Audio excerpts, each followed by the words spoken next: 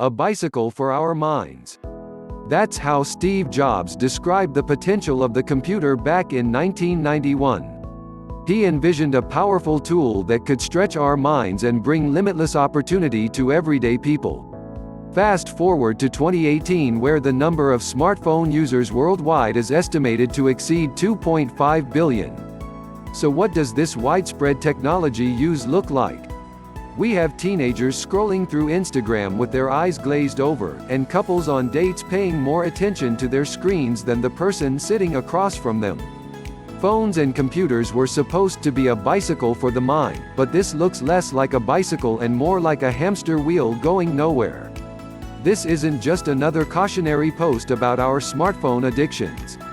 Instead, this is about recognizing where the leaders in tech went wrong, and challenging ourselves as independent makers and creators to fix it.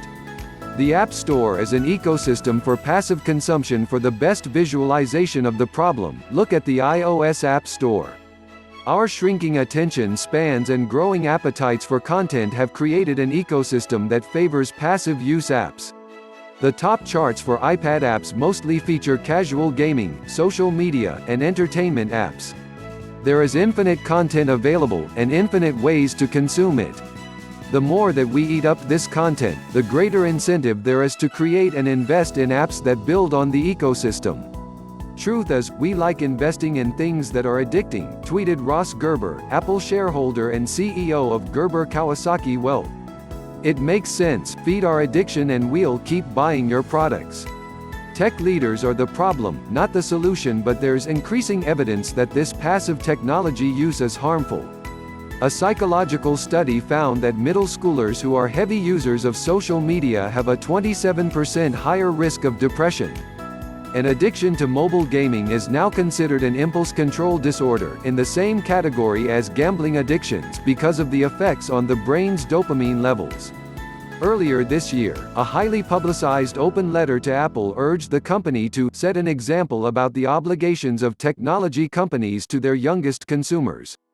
It essentially asked Apple to take a closer look at the dangers of its own technology, a hollow request for a company whose revenue is driven by our constant passive consumption. Even Facebook finally admitted that passively scrolling through your feed can have negative mental health effects. And Facebook's solution? Spend more time engaging with friends online, especially sharing messages, posts, and comments. In other words, interact more with the platform. Mark Zuckerberg also promised to alter the newsfeed algorithm so that users will see less public content like posts from businesses, brands, and media. But how will the impact be measured? It's an unfortunate truth, but it would be foolish to rely on tech leaders like Apple and Facebook when their business models rely on our addiction. Digital mindfulness starts with the underdogs. Our phones, tablets, and laptops have immense creative potential that is just waiting to be unlocked. This is our opportunity to be more than just hamsters on the wheel, and actually start to create. We, the independent makers and creators, are the real change agents for restoring technology to the powerful tool that Steve Jobs envisioned. Just a few decades ago, owning powerful design and computing technology wasn't feasible for the average person due to the exorbitant expense. But today, high-quality technology is much more accessible. Aspiring filmmakers can shoot and edit videos on their phones. Artists can paint in watercolor using a stylus. Entrepreneurs can build their business plan right on their iPads. The greatest movements start with the underdogs, and that's why we're starting Bicycle for the Mind, a publication about choosing creation over consumption.